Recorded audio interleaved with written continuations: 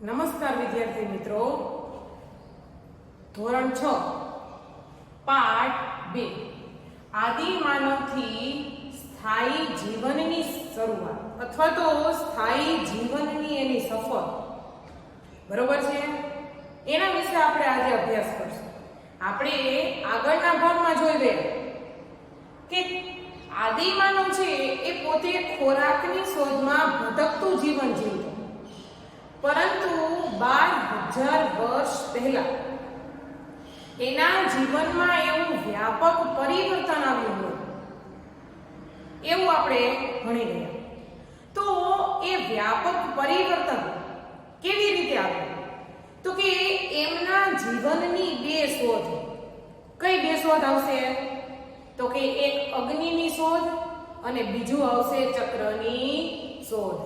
આ બે શોધને કારણે એમના જીવનમાં વ્યાપક પરિવર્તન આવ્યું અને ત્યાર પછી એના જીવનમાં ધીમે ધીમે એવી જે કાંઈ પરિસ્થિતિ એમાં શું આવતો ગયો? તો કે બદલાવ આવતો ગયો.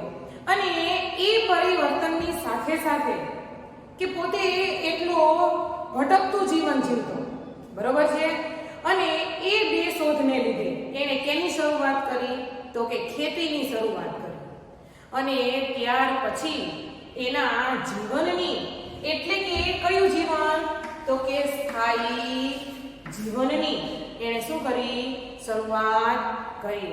તો એ સ્થાયી જીવન ને લીધે એનામાં એવા કયા કયા પરિવર્તનો આવ્યા? તો કે ભોજનમાં એમાં પરિવર્તનો આવ્યા, રહેઠાણ અને પોશાક, બરોબર છે. પેલા એ શું કરતો? તો કે પ્રાણીઓનો શિકાર કરી એની જે કઈ ચામડી હોય એ પોતે શરીરથી શું કરતો? તો કે પોતાનું શરીર એના વડે ઢાંકતો. હવે આગળ જોશું કૃષિની શરૂઆત. આદિમાનવે કૃષિની શરૂઆત અને પશુપાલનની પ્રવૃત્તિ, કે પોતે કૃષિની શરૂઆત, ખેતીની શરૂઆત તો કરી, પરંતુ સાથે સાથે જે કાંઈ ઘેટા, બકરા, ગાય, ભેંસ, કૂતરો એ પોતે પાળતો થયો, પાળતું પ્રાણીઓ, બરોબર છે.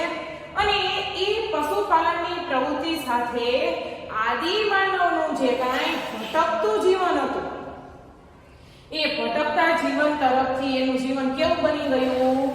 તો કે સ્થાયી જીવન બની ગયું. તો ભટકતા જીવનમાંથી સ્થાયી જીવનમાં એનું શું થયું કહેવાશે? પરિવર્તન અથવા તો પરિવર્તિત, બરોબર છે. આગળ જોશો કે કૃષિ માટેના સ્થળો. આપણને ખબર જ છે કે આપણો દેશ છે ને એ ખેતી પ્રધાન, કૃષિ પ્રધાન દેશ છે અને આપણે પણ અહીંયા ખેતી જ કરીએ છીએ. તો એ ખેતી માટેની પ્રવૃત્તિ એવી છે કે આપણે ખેતરને છોડીને ક્યાંય જઈ શકાતું નથી. કે આપણે જઈ શકાતું નથી મતલબ કે કાયમી માટે વસવાટ કરવો હોય તો આપણી જ્યાં ખેતી નજીક હોય એમાં આપણે વધારે પડતી સગવડતા રહે છે. શા માટે? તો કે પાકને ઉગતા છે ને થોડો સમય લાગશે, 4 થી 5 મહિના, 4.5 મહિના, બરોબર છે. હવે એ 4.5 દરમિયાન, 4.5 મહિના દરમિયાન એ પાકને જો કંઈ એવું ખડ કેવું થશે તો એને નીંદવું પડશે, અથવા તો એને સમયસર કેની જરૂર પડશે? તો કે પાણીની જરૂર પડશે. ત્યાર પછી એનામાં કંઈ અમુક દવાઓનો છંટકાવ કરવો પડશે, એની પણ અમુક સમય જરૂર પડશે. અને ત્યાર પછી પાક તૈયાર થશે તો એ પાકને એમાંથી શું કરવું પડશે? તો કે અનાજના દાણા અલગ કરવા માટે એને જે કાંઈ પ્રવૃત્તિ છે, બરોબર, એ કરવી પડશે. તો એટલા માટે આપણે કૃષિના સ્થળો છે કે જ્યાં વાડી છે એને છોડીને ક્યાંય બીજા સ્થળે રહેવા જવાતું નથી. માટે કૃષિના સ્થળો નજીક હશે ત્યાં જ આપણે શું કરશું? તો કે વસવાટ કરશું, રહેઠાણ, રહેવા માટેનું સ્થળ છે એ નક્કી કરશું. હવે આ જે પ્રક્રિયા હતી, કઈ પ્રક્રિયા? કે કૃષિના સ્થળો છોડીને જઈ શકાતું નથી, એટલે કે જ્યાં ખેતીવાડી હશે એ નજીકના સ્થળોએ જ આપણે શું કરશું? તો કે રહેવાનું પસંદ કરશું. અને આ પ્રક્રિયાને લીધે ભારતમાં કયા જીવનની તો કે સ્થાયી જીવનની શું થઈ શરૂઆત થઈ કે આદિ માનવ છે એ જે કાંઈ ભટકતું જીવન જીવતો એનાથી એનો શું આવી ગયો અંત આવી ગયો અને પોતે સ્થાયી જીવનની એને શું કરી તો કે શરૂઆત કરી ત્યાર પછી એ ખેતી કરતો થયો એ ખેતીના દાણા છે અનાજ બરોબર એનો સંગ્રહ કરવા લાગ્યો હવે એને એ પણ સમજ થતી કે આ વસ્તુ છે એ 12 માસે મળશે નહીં વર્ષમાં એકવાર આથી અનાજનો સંગ્રહ પણ કરવા લાગ્યો અને અનાજના સંગ્રહ માટે માટીના માટલા ઘડા એને બનાવવાની શું કરી તો કે શરૂઆત કરી અને આ એના જીવનની બીજી એક નવી પ્રવૃત્તિ કહેવાશે કે એને ચક્રની શોધ કર્યા પછી એના ઉપર એ શું કરતો થયો તો કે માટીના માટલા અને ઘડા પણ એ બનાવવાની એમણે શું કરી શરૂઆત કરી ભટકતા જીવનનો અંત આવતા હવે એને કઈ જીવનની શરૂઆત કરી તો કે સ્થાયી જીવનની શરૂઆત કરી તો ભટકતા જીવનનો અંત આવતા તેમના હવે એક બીજા પોતપોતાની રીતે જીવતા ભટકતું જીવન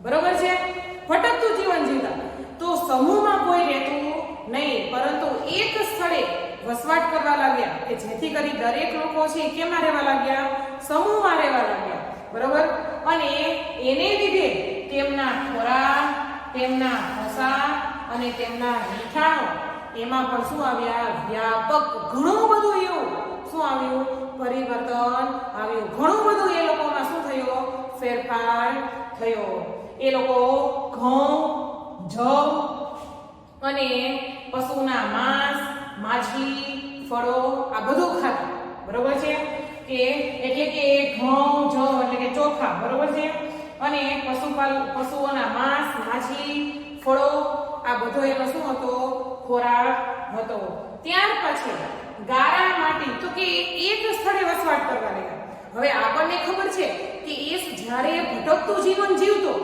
બરોબર છે તો વરસાદ અને પ્રાણીઓથી જે હિંસક પ્રાણીઓ હતા એ હિંસક પ્રાણીઓથી બચવા માટે એ શેનો ઉપયોગ કરતો તો કે ગુફાનો ઉપયોગ કરતો કેનો ઉપયોગ કરતો ગુફાનો બરોબર છે તો સ્થાયી જીવનની શરૂઆત કરશે તો પોતે વરસાદ અને રક્ષણ મેળવવા માટે એને કેની જરૂરિયાત પડશે તો કે મકાન બરોબર છે તો એ મકાન છે શેના બનાવતો તો કે ગારા માટી અને ઘાસના મકાનમાં એ રહેવા લાગ્યો બરોબર અને ત્યાર પછી એ પોતે ખેતી કરતા હવે આપને જ ખબર છે કે આપણે અત્યારે જો ખેતી કરીએ છીએ બરોબર તો નીંદવા માટે એટલે કે જે કઈ વધારાનું ખડ છે એને એ ખેતરમાંથી અલગ કરવા માટે આપણે એને શું કરશું નીંદશું તો એના માટે પણ શું જોશે તો કે ઓજારો જોશે ત્યાર પછી છે ખુરપી એટલે કે ખોદકામ માટે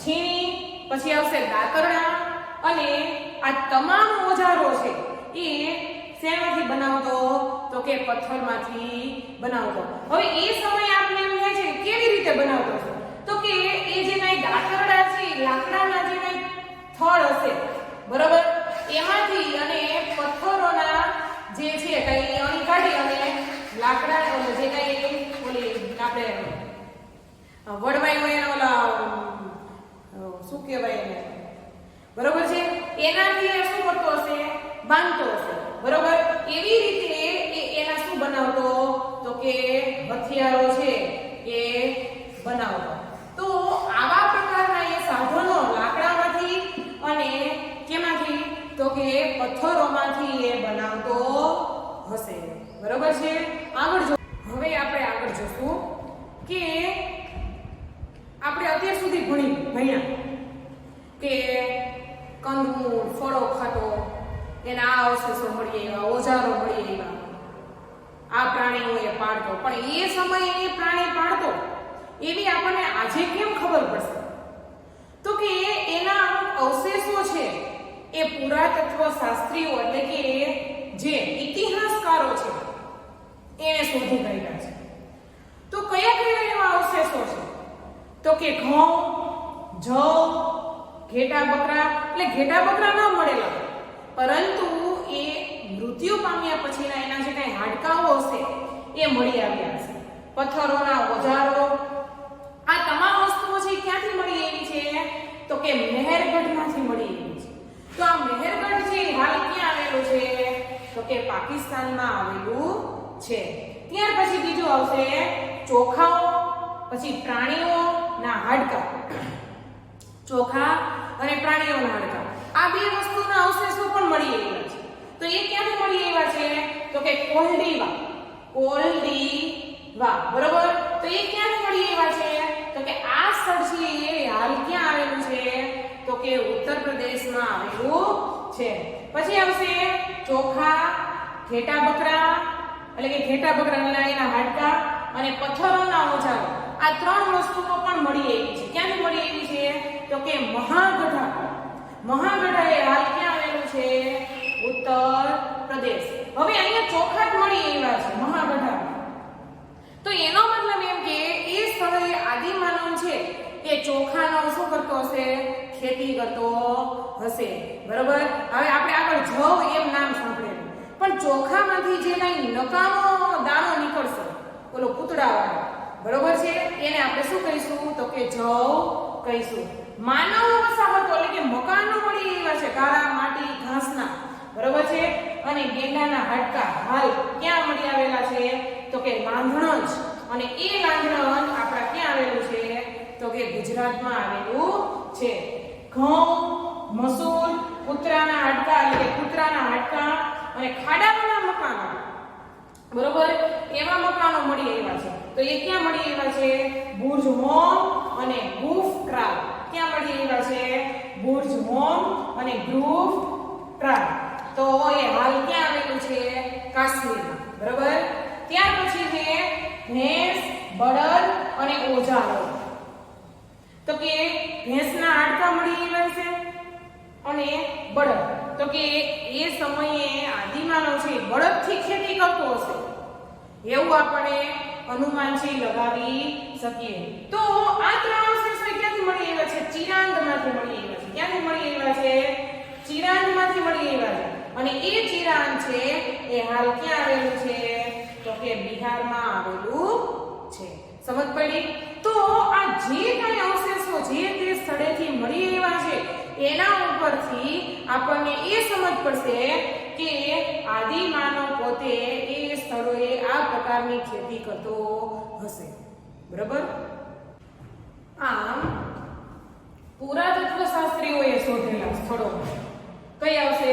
તો કે બુર્જ હોમ, ગુફ ક્રાલ, મુરંગી, મહેરગઢ, લાંધણજ, ભીમબેટકા, એના પણ અવશેષો મળી આવ્યા છે. વિંધ્યાચલ પર્વત બાજુ ભીમબેટકા મધ્યપ્રદેશમાં આવેલી છે, બરોબર. એ જે કઈ ગુફા મળી આવી છે અને એ ગુફામાં આપણને 500 જેટલા ચિત્રો મળી આવ્યા છે. તો એ સમયે એ ગુફા દ્વારા આપણને એટલી સમજ હતી કે વસાહત અને પ્રાણીઓથી રક્ષણ મેળવવા માટે એ ગુફા પ્રાકૃતિક ગુફામાં રહેતો હશે, બરાબર.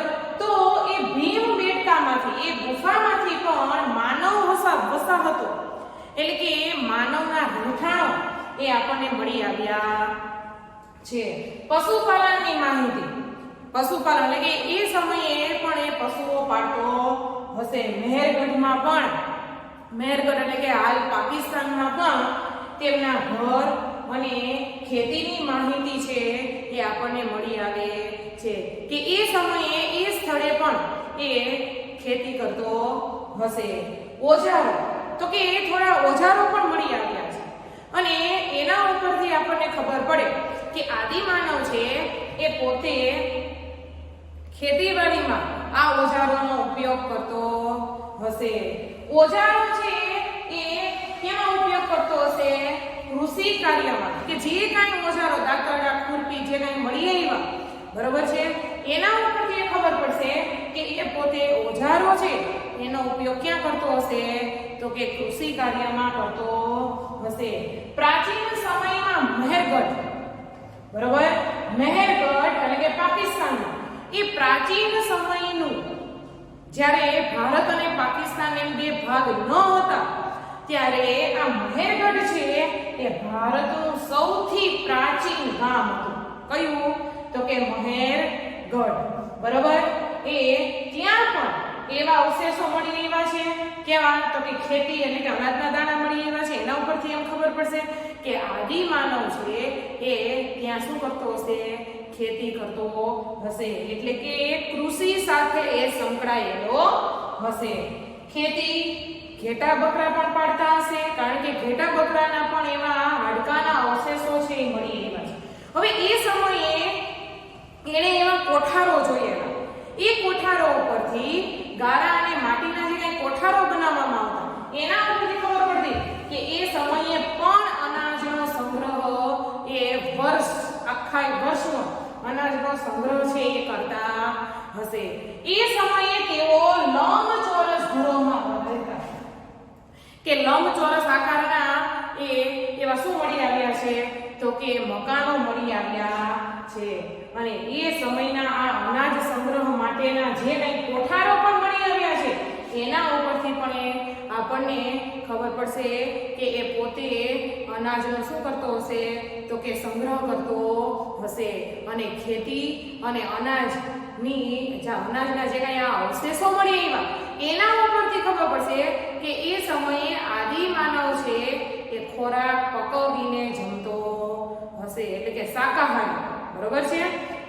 આગળ જોશું તો કે મહેરગઢમાં મળી આવેલા પુરાવા મુજબ, મહેરગઢ એટલે હાલનું પાકિસ્તાન, કે એ સમયે ખોદકામમાં જે કાંઈ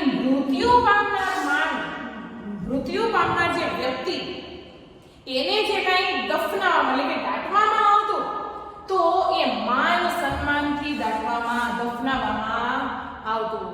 હવે એ સમયે માન સન્માનથી કેવી રીતે?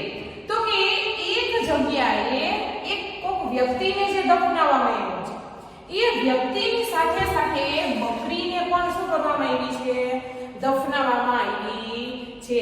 એના પુરાવા પણ પુરાતત્વ શાસ્ત્રીઓએ શોધી કાઢ્યા છે. હવે આપણે ખબર પડશે કે એમ કેમ ખબર પડે કે ખોદકામ સમયે જે મનુષ્યનું જે હાડપિંજર મળી આવે છે, એની સાથે સાથે બકરીના હાડકાઓ છે એ પણ શું થાય છે? તો કે મળી આવે છે. એ સમયે આ જે વ્યક્તિની સાથે પોતે કયા પશુને પાળતો હશે, એની પણ આપણને જીવનની કલ્પના અને એ સમયના લોકોની માન્યતા એવી હશે કે જે વ્યક્તિ પોતે જે પશુ પાળતો હશે એને એની સાથે શું કરી દેવામાં આવતી હશે? દફનાવી દેવામાં આવતી હશે. આ મૃત્યુ પછીના એના જીવનની કલ્પના અને એ લોકોની માન્યતા એ આ બાબત સૂચવે છે. મહારાષ્ટ્રમાં ઈનામ ગામ, જે મહેરગઢ છે એ ભારતનું પ્રાચીન ગામ ગણી શકાય છે. એવી જ રીતે એ સમયમાં મહારાષ્ટ્રનું જે કંઈ આ ઈનામ ગામ છે, એ પણ સૌથી જૂનું અને પ્રાચીન ગામ છે એ ગણાવી શકાય છે. અને મહારાષ્ટ્રમાં પણ આ ઈનામ ગામ સ્થળ છે એ મળી આવ્યું છે. એમાં પણ બાળકોના મૃતદેહો, કે બાળકો મૃત્યુ પામ્યા હોય નાના, બરાબર, એને પણ દફનાવવામાં આવ્યા હોય એવા અવશેષો છે એ મળી આવ્યા છે. એ સમયે મહારાષ્ટ્રમાં જો મહેરગઢમાં લંબચોરસ મકાન મળી આવ્યું છે, બરાબર. આગળ જોયું કે ભાઈ આદિ માનવ છે એ આવી રીતના ઝૂંપડી બાંધીને શું કરતો? તો કે એ વસવાટ કરતો. બરાબર છે. પછી તમને ચોપડીમાં આપ્યું છે ચિત્ર કે અત્યારે જે પ્રકારના મકાનના બાંધકામ છે, ચોરસ પ્રકાર, ખાડાવાળા, બરાબર, તો એવી રીતના પણ એ મકાન છે એ મહેરગઢમાં મળી આવ્યા છે. અને એ સમયે ગોળ આકારના મકાનો, તો કે આપણે ઘણી જગ્યાએ આવા પ્રકારના મકાનો છે એ જોયા હશે, બરાબર. તો આવા પ્રકારના મકાનો છે એ મળી આવ્યા છે, બરાબર. ત્યાર પછી પશુપાલન, કે મહારાષ્ટ્રના ઈનામ ગામમાં એ સમયે પણ ત્યાંના લોકો પણ છે પશુપાલન સાથે જોડાયેલા હતા, કારણ કે ત્યાંથી પણ પશુઓના હાડકા અને એવા અવશેષો છે એ પુરાતત્વ શાસ્ત્રીઓએ શું કર્યા છે? તો કે શોધી કાઢ્યા છે. એ સમયે મહારાષ્ટ્રના જે કંઈ લોકો ખેતી કરતા હશે તો એમાં બાજરી અને જવ એ પણ ઉગાડવામાં આવતા હશે. એટલે કે એ ત્યાંના લોકો છે એ બાજરી અને જવની શું કરતા હશે તો કે ખેતી કરતા હશે. અહીંયા આપણે આ ચેપ્ટર છે એ શું કરશું પૂર્ણ કરશું. અને આપણે જે કાંઈ હોમવર્ક છે એમાં આગળ શું પૂરીશું તો કે સ્વાધ્યાય પોથી છે એમાંથી જોઈ દરેકે સારા અક્ષરે પૂરવાની છે.